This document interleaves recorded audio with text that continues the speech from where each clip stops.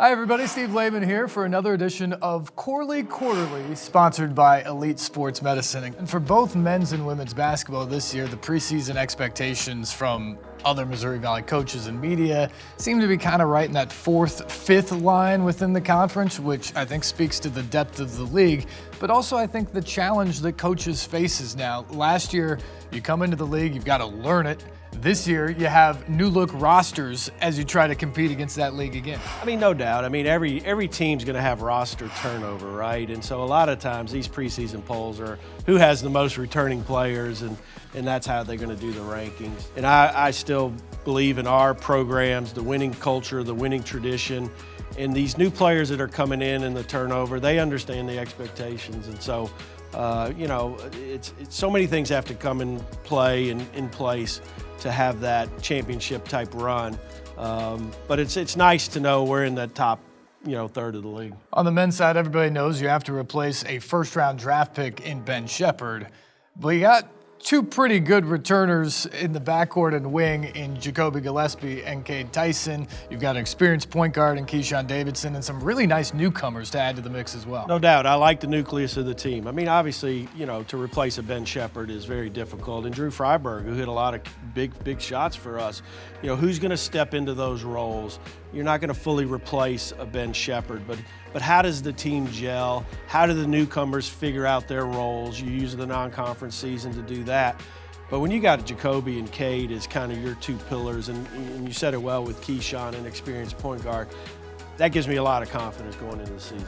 One of the questions for Bart Brooks' women's side, replacing a lot of players this year, is what will his non-conference schedule look like? In the past, it has been an absolute murderer's row. Did you nudge him at all this year to try and take it easy with so many newcomers? He has a philosophy, and he's going to stick with it. And he's got another difficult schedule, but got a couple SEC schools coming to play in the curb, so that'll be exciting and fun for them. And once again, I mean, I know how Bart and that staff think and operate and develop players.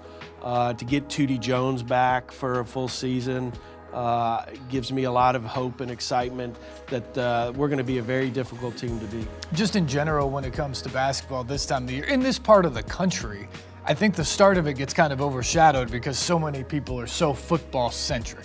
How important is it to have that place packed? No doubt, it's huge. I mean, we need the fans, and you're right, Steve, it is a difficult time, but we don't not only need our fans, but our students, and typically they come out in nice numbers during the fall, but everybody wants to play in front of a hostile, fun crowd. Whether, as the home team, it certainly energizes you, it gives you that extra boost you need and that confidence you need.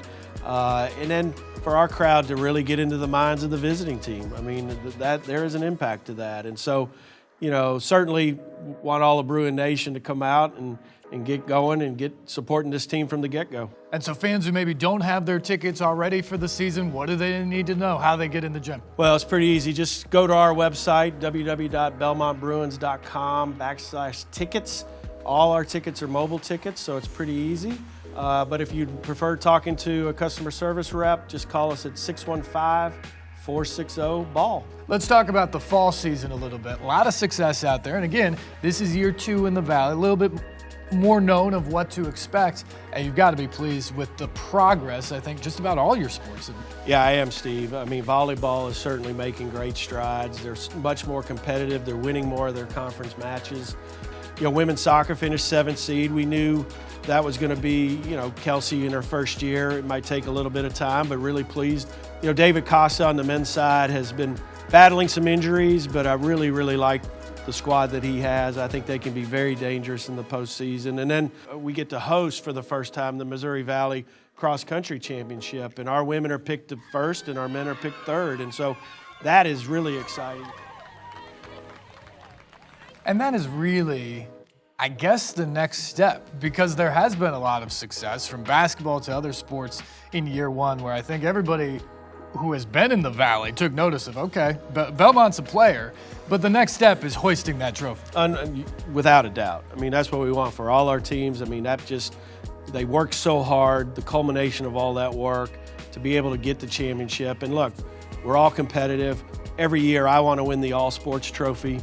whether that happens or not, a lot of things have to go into play. But the more we can continue to improve and finish in the regular season and get a championship and then get in the NCAA tournament, I mean, that's the ultimate experience for our coaches and student athletes. Baseball's competitive season is the spring, but a lot of workouts happen in the fall. But before they did that, they took a team trip down with about 20 or so guys to Nicaragua. What an amazing experience.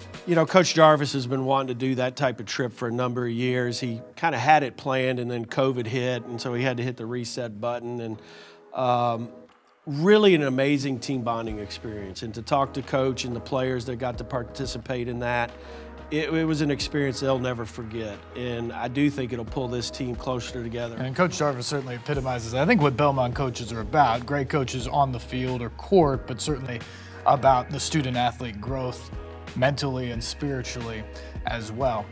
In order to have great athletes like that, great teams like that, you have to be able to have the resources and the funding behind it. And every time we have this conversation, we talk about the value of that, especially in the current landscape, whether that be individual donors and what they do, and certainly corporate sponsorships as well. Huge news this fall with the official bank partnership with Truist.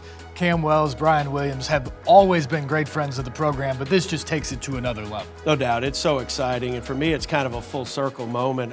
In my banking career, I actually started out at SunTrust Bank, and Truist is a merger between SunTrust and BB&T, and I've known Brian Williams. We worked together, and so to have those two support and want to continue to invest in us at a higher level is really, really special. And we can't do what we want to do without partners like that. And so a lot of kudos to Josh Ward and Tommy Henry and the team on the sponsorship side and being able to help cultivate that relationship with Truist. But they've been such a wonderful partner to Belmont University over a number of years. They've helped us grow in financing a lot of our projects and things like that.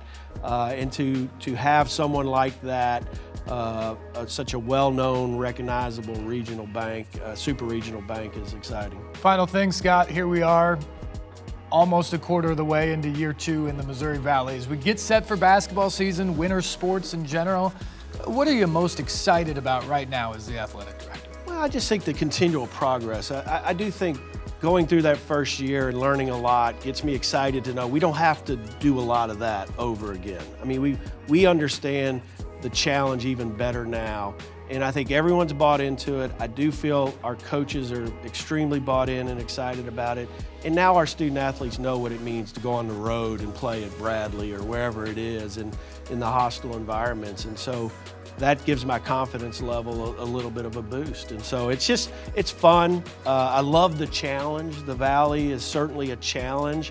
And as a competitor, I love that challenge. And I love knowing that our coaches and student athletes equally love that challenge. It's going to be a lot of fun. Can't wait to tip it off. Hope to see all of you in the Curb Event Center coming up shortly. This has been Corley Quarterly, the fall edition, sponsored by Elite Sports Medicine.